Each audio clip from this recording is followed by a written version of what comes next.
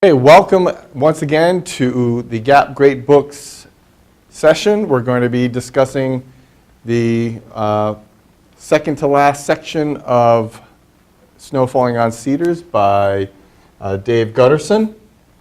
And if you want to follow at home or comment and or send a question via Twitter, you can use that at G.A.P. Great Books. Again, that's G.A.P. Great Books. But it's all one word, G.A.P., G.A.P., Great Books, all together. So I think that's all the housekeeping I want to do right now. Any questions or observations about the last reading before I start in hogging all the spotlight again? Nothing? No questions? Okay. I thought this was an interesting section. I find this to be an interesting section of the book. Mostly, I think because Ishmael plays such a small part, if at all any, in this part of the book. But we definitely learn a lot, which reminds me of another question I have. There is definitely an answer to this. Has anybody read ahead? Nobody's read ahead? Nobody's read a foot. I can say that every week and nobody laughs again. All right, so let's go right ahead into the preset questions, then we can kind of start any kind of conversation after that. In chapter 25, the first question they give, and I thought, I don't know, maybe I didn't read too much into it, but it said, the symbolism of the snow on the jackets or the coats of the people as they came back into the courtroom, the spectators. I don't know about starting with that question because I think it would have been a better question for last week because we talked about some of the, I think, related things last week. But let's try to blend them together. There's the literal, the obvious, what was going on with their coats when they're coming in, and then there's the symbolism of it, if you want to read into that. What happens with their coats when they come in? The snow is on them, and then the snow melts, okay? So that's the obvious, right? So could that, if you think about our discussion about what the snow may have symbolized, what could you say the snow melting as they go into the courtroom may symbolize?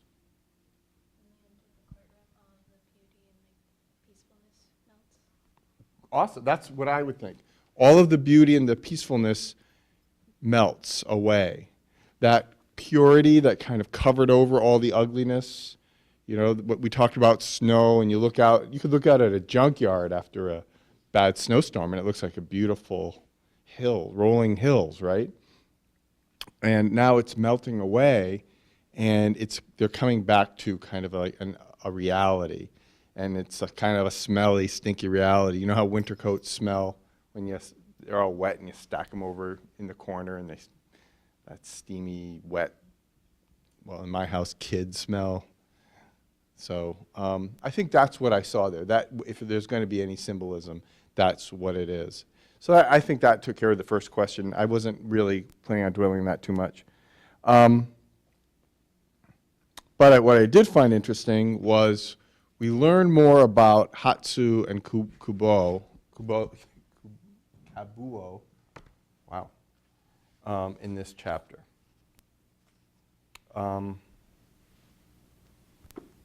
Thoughts about that? What do we learn about these two people?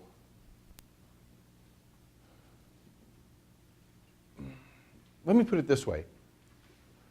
What we knew about the two of them as a married couple before this chapter, what would you be wondering? What were the things maybe you were wondering about before you read this chapter?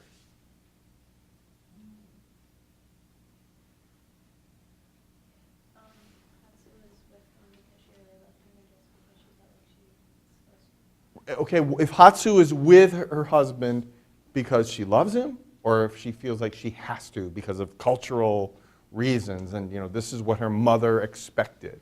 That was one thing I think would be a great, reasonable expectation to ask. Why? What is that all about? Then, and kind of all along those lines, what's the nature of their relationship? What is their marriage like? Are they friendly? Are they kind of distant? And we're not going to get to really know what it was like in the past because of what major event has kind of interceded here before we meet them in the world, major event. Yeah, Pearl Harbor, World War II, okay? And he's been at the war, and now he's back. And what's jumped out at me, a couple things. One is on page 359,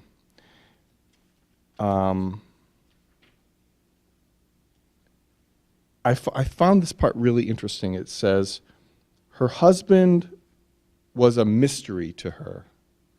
Her husband was a mystery to her and had been ever since he'd returned from his days as a soldier 9 years before. What does it mean if somebody is a mystery to you?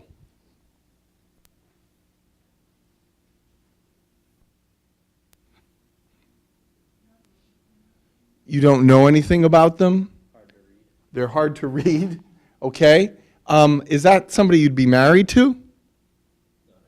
Not ideally. Yeah, okay. Oh, I like that. Not ideally, okay? Not ideally. So he has kind of closed up since coming home. And the thing that there was something that happened that she was hoping would change the nature of their relationship, that might improve things. Do you remember what that was? Yes, her having a baby, the pregnancy. She thought, okay, well, this will kind of bring him around. But he's kind of focused and obsessed about the war and something else from the past. Getting his farm back, right? And that scene where he comes back after going out in the rain. Incidentally, I think when I was reading this, it was raining out. And I was thinking, that's the last thing I would want to do is go out right now and dig a hole in the middle of a field in the rain and dig up something, right? So he does that in the middle of the night without telling his wife, so she doesn't know where he is, and he comes back with what? What does he come back with? You remember? Right. His father buried a bunch of things when they were being sent away that they couldn't take with them that were important. A photograph of him, a kendo stick. Yeah, I think there were some scrolls in here. My eyes, I don't have my glasses on right here. But things that were meaningful. And then one thing that was particularly meaningful, and I don't know if I'm going to pronounce this correctly, is something called his seppuku on page 361. Yes. What is a seppuku? The seppuku, if I'm pronouncing that correctly. A sword. Whose sword was it? His grandfather's, right? And it's meaningful because it shows the background, maybe some cultural stuff here, but background that he comes from. And he says, listen, my grandfather, this was his sword, and he went into battle with this against rifles. They basically went into battle. Imagine if that you joined the army and they gave you a sword, said, go for it. Okay? But he did that, and he says, imagine knowing you were going to die.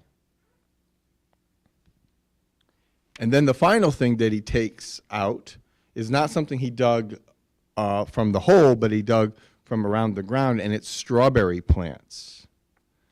They're strawberry plants. And does anybody here grow strawberries or have experience growing strawberries?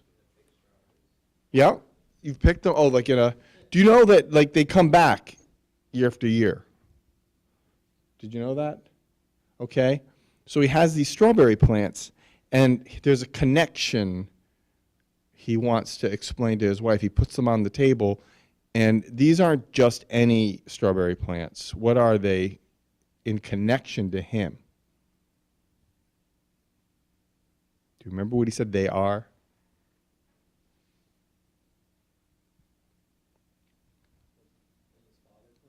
Right.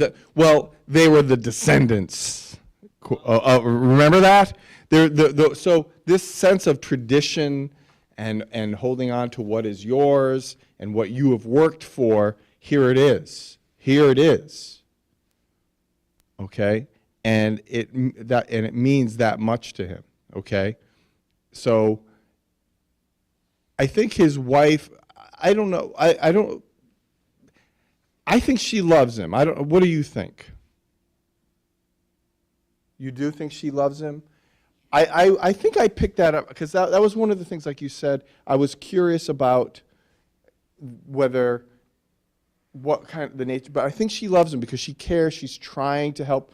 The section where she sits, he gets up in the middle of the night and he sits at the table and just talks or stares off, and she sits there with him. I don't think you do that with someone you don't care about. I don't think like she tried to have this kid, like if she didn't want to try and help him like get over it. Like he'd be happy. Oh, good. And be happy and the children, yeah, and have a kid with somebody you don't love. I don't think that's something she would, just knowing the little bit we do know about her character. And that she has moved on in her life from other things. Okay. So I feel like we learn that those are the things we learn about the two characters, and that he's been hurt by this, but he needs to get his land back. And this is something that was a while ago, so I'll remind you. Remember when they got married, he decides to go to the war, and she doesn't want him to go. And he says, you don't understand, this is something I have to do. And this is another thing with getting his family's land back. It's something he has to do. And I can see both sides of that. Can you? Where part of it is, it's over, let's just move on. And I can see the other side saying, my parents paid everything except the last payment. We were robbed, and I can't live with that. I have to do something. So I think we do get those additional insights into both of them. And she's definitely, the word I wrote down when I was doing my reading was loyal. She is loyal but I think that loyalty got her into some trouble before, because she got stuck between loyalty to family and then loyalty to Ishmael and her own feelings at the time. Let's see if I put anything else here. Okay. All right, that's all I had for that chapter. And that was the chapter where the lawyer was cross-examining her. More interesting little details about him.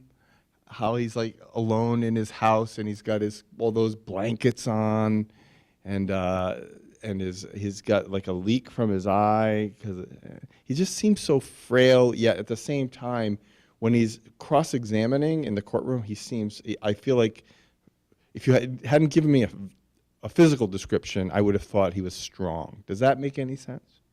I mean, yeah, he comes across that way, and I think, and the thing that, well, I'm getting ahead of myself. See, you're letting me talk. All right.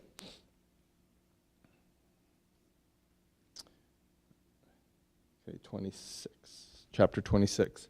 Does Hatsu's testimony help or hurt her husband's case? And in what ways?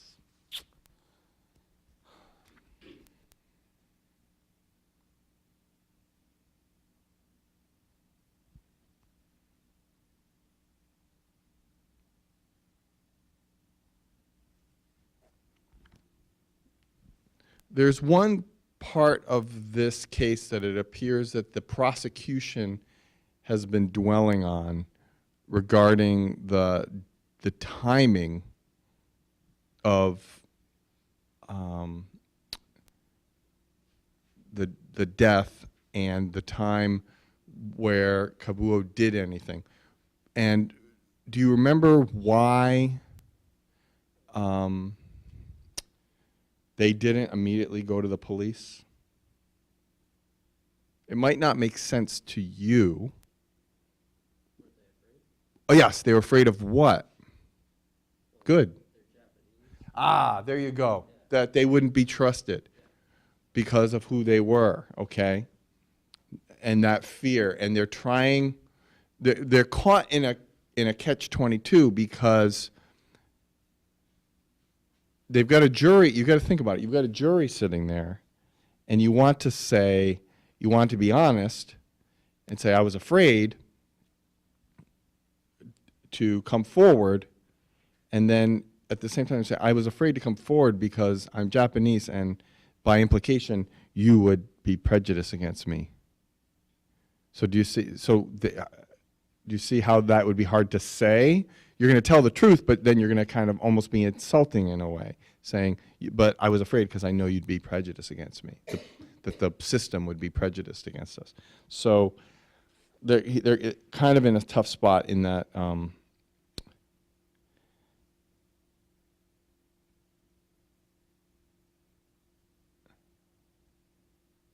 And that's really what they kept dwelling on in that section of the testimony.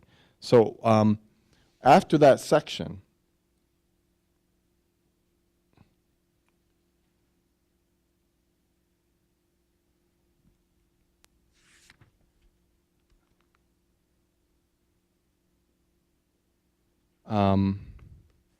what do you think? Do you think that, did you feel that his case was in better shape or worse? I think you can make a pretty good argument either way, by the way, to be honest.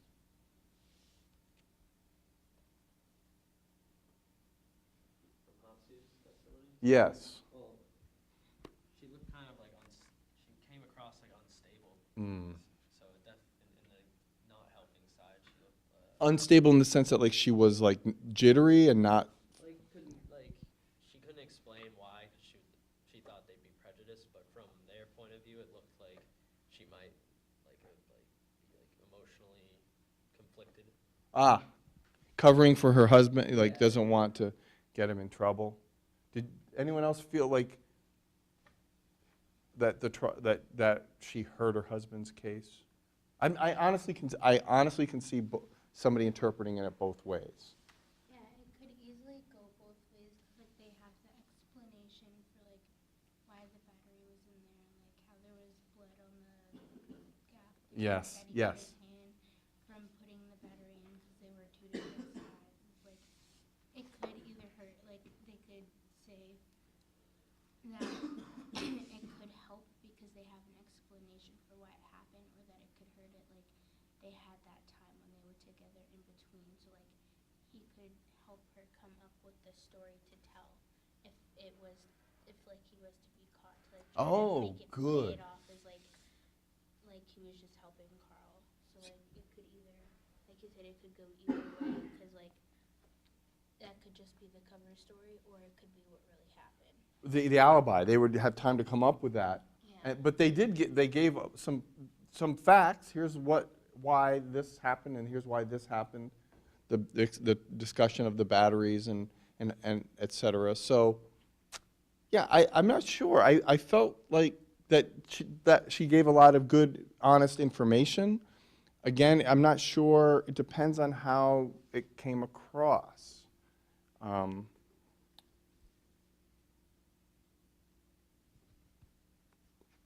she kept saying that it made sense that they had made this deal, and he came home and he was happy about it, and he was hopeful about it. And to me, I don't know, I'm reading, I'm saying, so if he had this deal, why would he kill somebody? That's the part that didn't make sense to me. All right.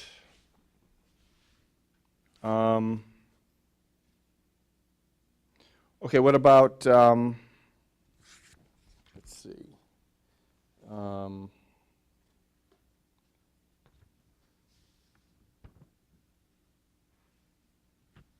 Where? I just misplaced it. He was the head of the gill netters.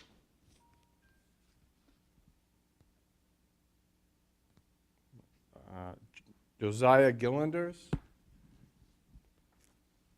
Okay, what did he say about boarding another person's boat? They have to be willing, like, because you have to, like, float next to them and, like connect the boat so you can get across, like, you wouldn't be able to force your way on. Yes, I thought that, and that was he unwavering with that. You would not be able to get onto someone else's boat against their will. He didn't say most of the time or some of the time. He said, no, absolutely not. Okay? And also, he talked about an unwritten code amongst the fishermen about what to do when somebody's in trouble, even if you hate their guts. What's the unwritten code? You help them, right? And the reason is it makes sense. When he said it's pretty obvious. You help them because then the understanding is if you need help, they'd help you. That's just how it is, okay? And we're talking about a very thick fog. You're talking about the shipping channels where large tankers are coming through. So you have to watch out for one another. So it's interesting that Nels gets into that pretty extensively about how that would not be able to happen and how it would only be if somebody let you come up to the side of the boat. And what would make sense is usually that happens when somebody's in trouble. And he also not only does he go into the physical part, he said right here, it is impossible. Tie-up is too tricky, and Carl was no slouch. Okay.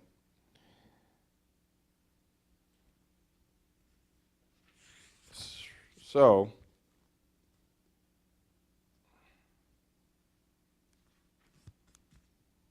when the prosecuting attorney comes up, I thought it was pretty clever.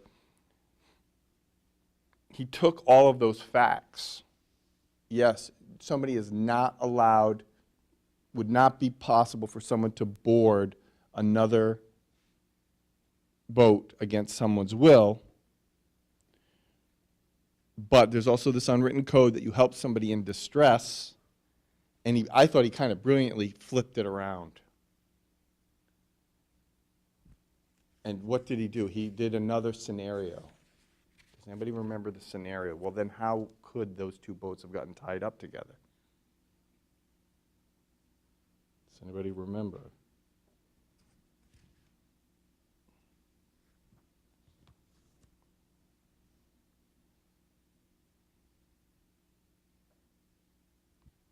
Think about it. You've got that scenario. I remember them talking about like the battery's dead, so the radio's dead, so it couldn't call out. And then if that Carl had like a horn, Right. and that if he was dead in the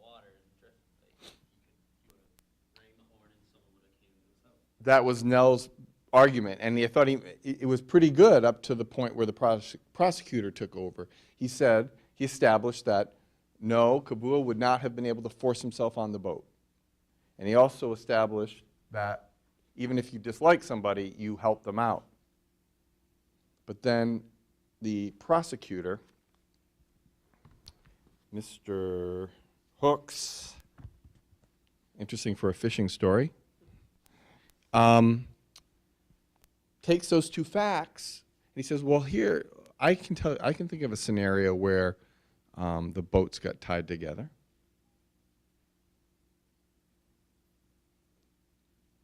Do you remember?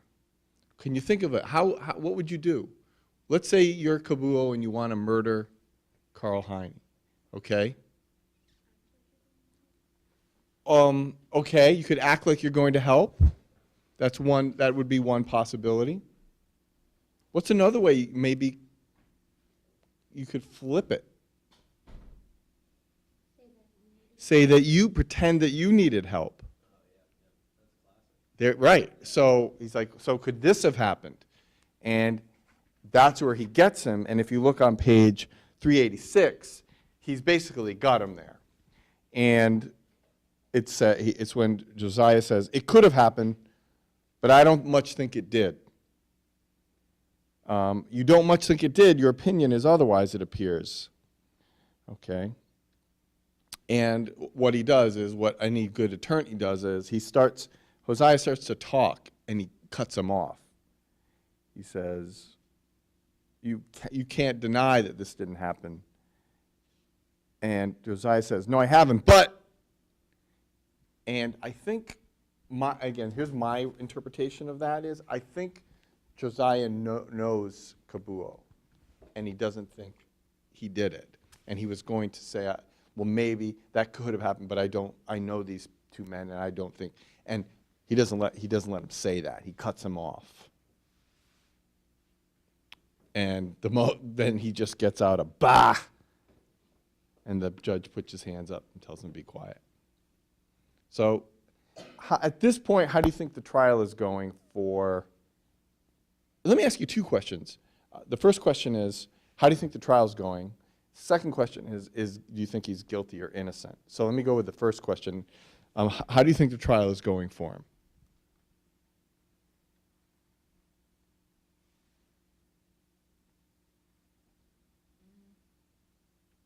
Well or badly? Or somewhere in between? Kind of in between. Okay. And do you think he's guilty or not guilty? I don't think he is. Okay, not guilty. Sir? I don't think the trial is going well, but I don't think he's guilty. Okay, innocent, but the trial is not going well.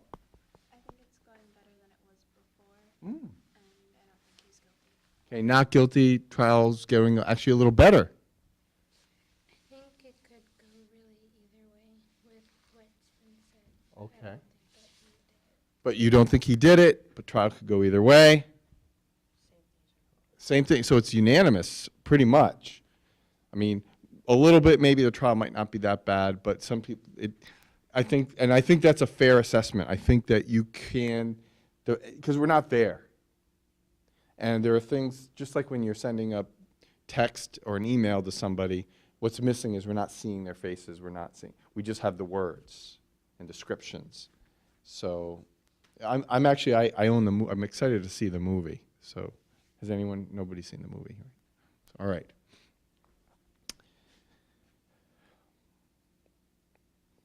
$387. I don't think I wanted to look at that.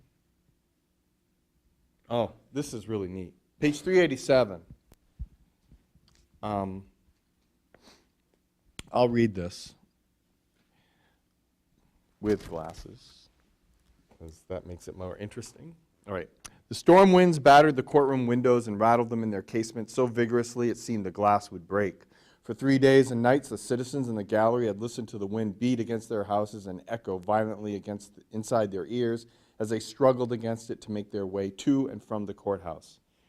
They had not all grown accustomed to it. They were habituated to the sea winds that blew across the island each spring when the mud was up and the rain fell steadily.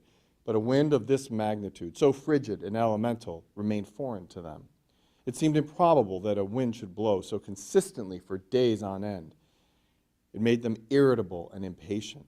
The snow was one thing, falling as it did, but the whine of the storm, the stinging force of it against their faces, everyone wished unconsciously that it would come to an end and grant them peace. They were tired of listening to it. Okay, take a second look at that. Talking about symbolism, and does that, especially that last sentence, what could it also be referring to? The trial, right? The storm. And it's just beating them down. And they're tired of it. Okay? And as maybe they're tired, but the fact is the life of this man hangs in the balance. And his family, the future of his family, hangs in the balance. And it's kind of almost scary that they're tired and they just want to get it over with. Think about yourself in that position. You're on trial, and maybe let's just assume that you didn't do it. Do you want the people to be tired? Let's just get this over with? You'd want them to actually want to be putting in the thought to really think of whether you're guilty. Right. Wouldn't want them to just like give answers so they could be done with it. Exactly. And the storm literally has beaten them down too. I mean, you know how you felt at the end of this winter and last winter. It's like, enough. Even when a few flakes came down the other day, I think people were, yeah, exactly. People were, enough. So I think the storm, that's a really cool opening paragraph. And just we know, just by the physical look of the book, right? I think there's something to that when you're holding a book in your hand, you're near, and you see something like that. You're like, uh-oh, it's coming. Something's coming. Because they're done, they're tired.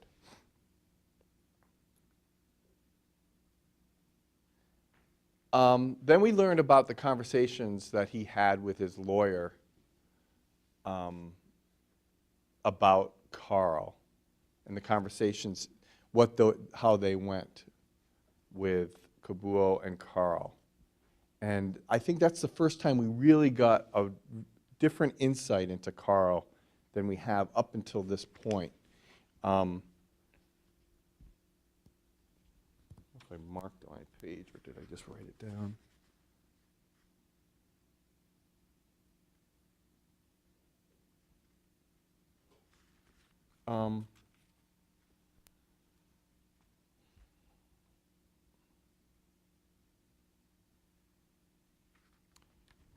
First of all, are you surprised that Coblos does not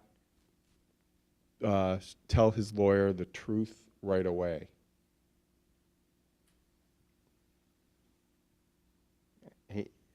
He lies. Let's just be honest. He lies about the circumstances. Why? We've already kind of answered this, by the way. Hint. Why does he lie?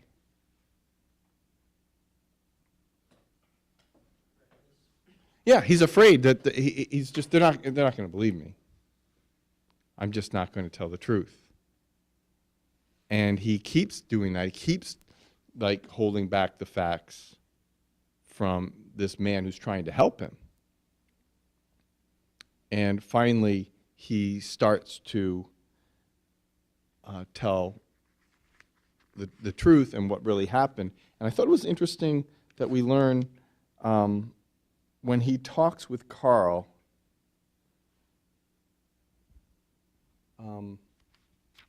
when they were talking about the land.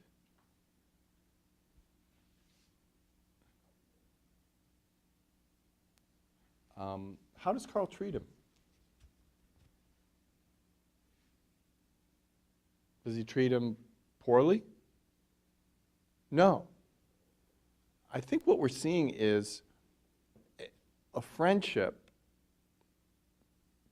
that existed a long time ago, a good friendship, that was split by this, by the war.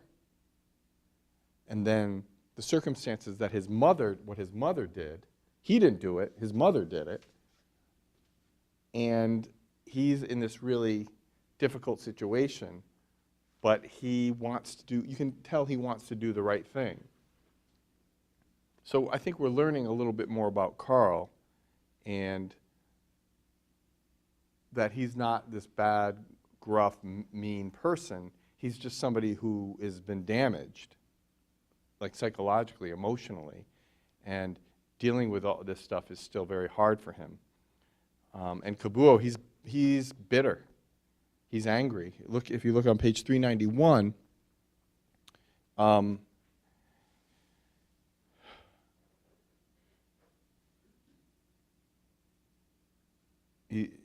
the lawyer says to him, "You figure because you're from Japanese folks, nobody will believe you anyway."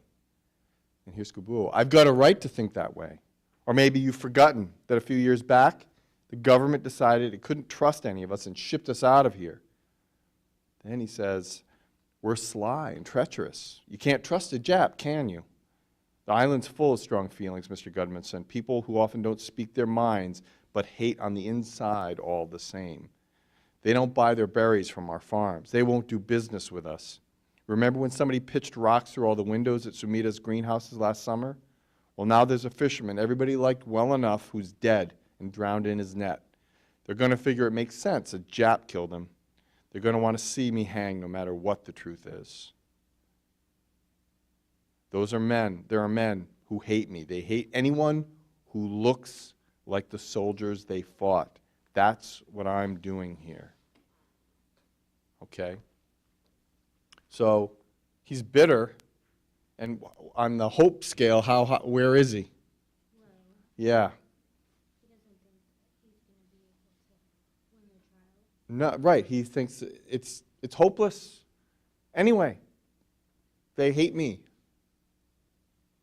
And he's angry, too, about what happened to his family. So he's filled with all of this emotion. Interesting, because would you be able to tell that from the person you see sitting? No. Sitting at the trial, no, right? Sitting there very stoic.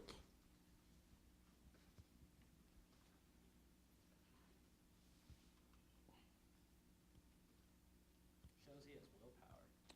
He's able to deal with all this and still keep his. He does. Very good point. He does have a lot of willpower, and he's holding it together as,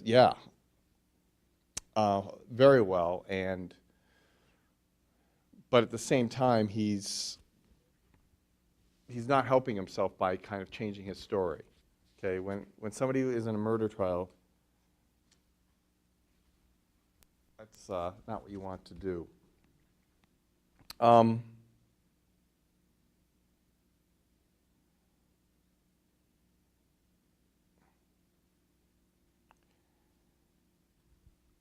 We learned his account of what happened on the boat. There are two things, one thing that didn't happen on the boat and one thing that did happen on the boat that I think were important from what Kabuo tells us. What didn't, according to this account, what didn't happen on the boat? The big thing. The murder. There is no murder. According to Kabuo, there was no murder. He went, he helped him, he got him a battery, okay, and then something else happened, and then he went on his way. What's the thing that did happen that's significant? Didn't kill him. Right, but what happened while he was on the boat? Yes, they came to an agreement, and they also kind of aired out a few things, okay? And I love some of these lines here on page 402. What Carl felt he kept inside, showing nothing to anyone, as Kabuo himself did, for other reasons. They were more similar, and it's right here, they were more similar in their deepest places than Kabuo cared to admit. So he's kind of feeling a connection to him, because regardless of their race, they fought in the same side in the same war and had similar but different experiences. They were deeply affected by some similar things, but there were, I don't want to give away too much of the next couple chapters. Let me just say that. Then there's something else I just want to point out on 402 that is going to come up in the final reading chapters that you do right here. And I cheated because I already read the book once before. So when I read it again, I noticed those things. Okay, so I'm not super, detective man here. But right there it says, they passed into Carl's tidy cabin together. Carl's tidy cabin. And then at the last sentence of that paragraph is, even his clothes, no matter how worn out, were conspicuously neat and well kept. No good writer puts in stuff just to fill pages, okay? So these are details that matter. What are they telling us about Carl Heine? He's neat. He's very neat and organized, okay? Just keep that in mind for later. You'll see what I mean when we get to it next time.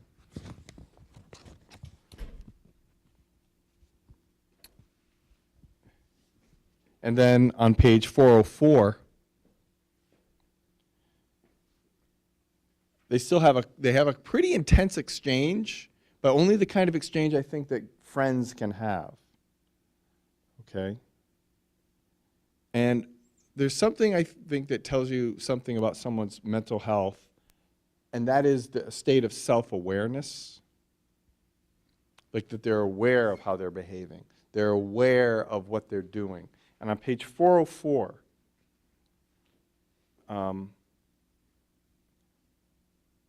Carl makes a joke, and he says, if I don't make the deal, are you going to take your battery back? And Coblos says, that's separate from these other things. You do the same thing for me. And then Carl makes a joke. He says, I might do the same for you. I have to warn you about that, Chief.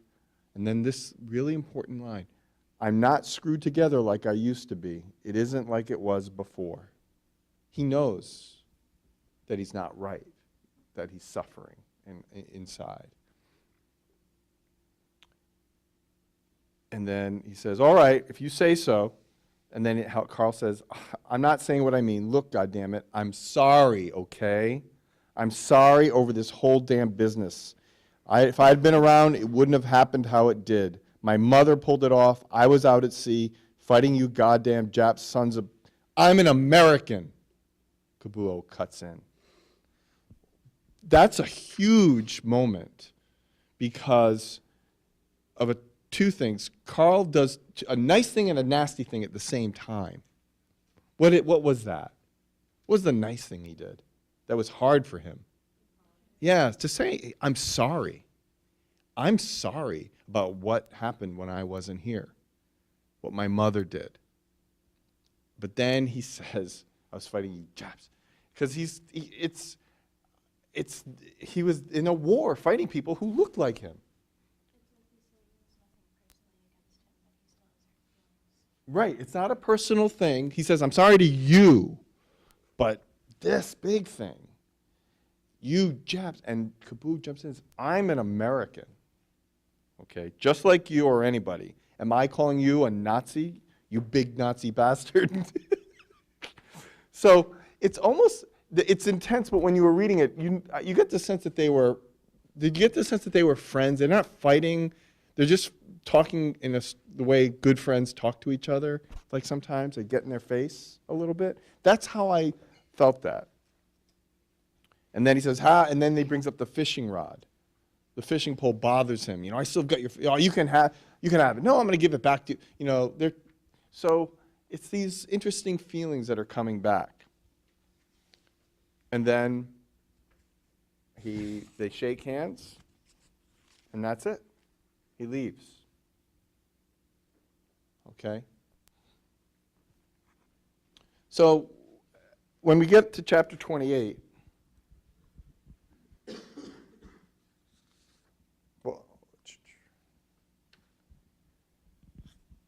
Well, I'll do one last thing. They asked what the fog might symbolize. What does fog do? Makes things hard to see. Okay? And has anyone here ever been in a really, really bad fog? I mean, you have? I'll tell you, one of the scariest places to be when you're in a fog is out at sea in a ship. Because it's like you're in the world's biggest cotton ball, and you don't know where, like if there's another, you have radar and you have all kinds of stuff out and you got your charts, but still it's a scary feeling. But imagine that kind of fog in this room. Like you can be physically near a lot of people, but you're disconnected from them. So people are disconnected. They can't, I like what you said, they can't see the truth. Things are hard to see and understand. So that's one role the fog was playing. Okay. Chapter 28 is basically Coblos' testimony, and he retells what we just heard. Okay? And the thing that the lawyer does, Mr. Hooks, is he tries to get on the thing, is like, why are you telling me that story now?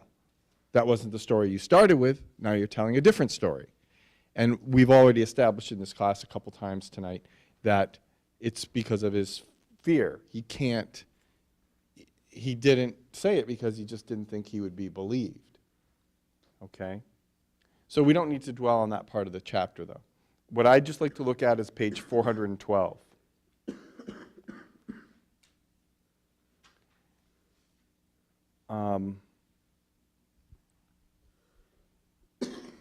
Both of these lawyers are very good at what they do.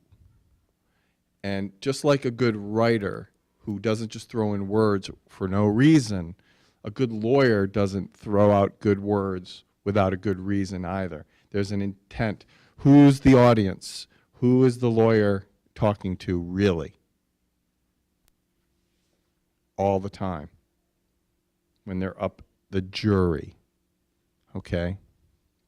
So if we look at the top of page 412, and I'll lead in from the beginning. It says, "You're a hard man to trust, Mr. Miyamoto," he sighed. "You sit before us with no expression, keeping a poker face through," and then he gets interrupted. Okay, he knew he was going to get interrupted, but he got that out there. He got that out there. Why? Yes. Plant that seed or fan the flame, whatever metaphor you want to use, that he's sitting there with no expression. And he murdered this beloved man, resident of the island community. And he gets that out there. So that was intentional.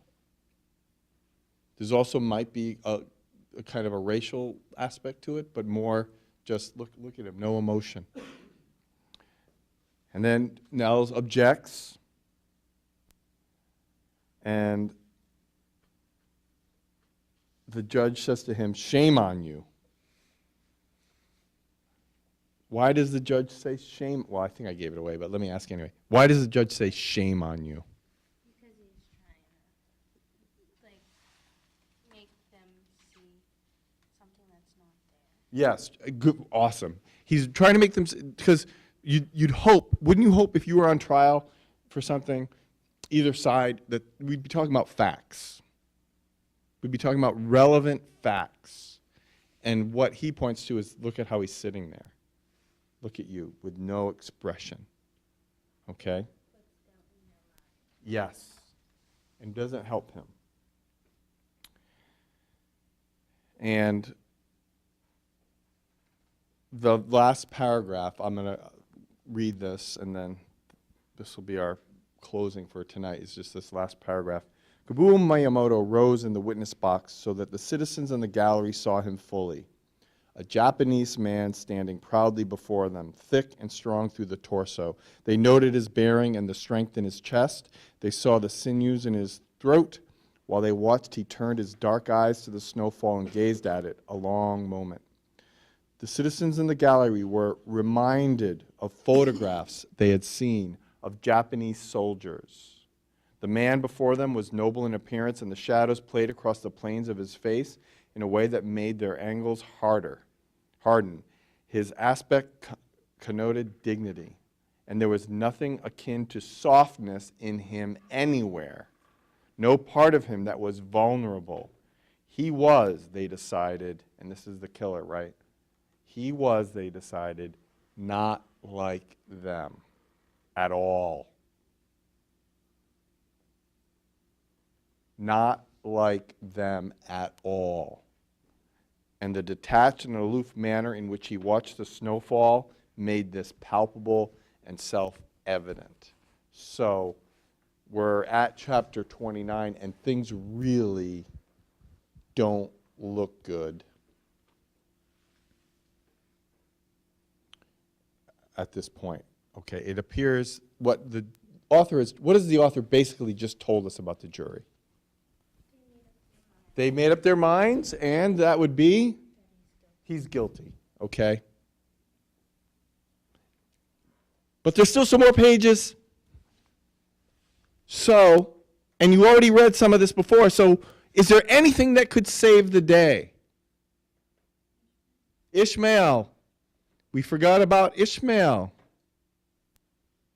Okay. I feel like Mark Antony with Caesar's will.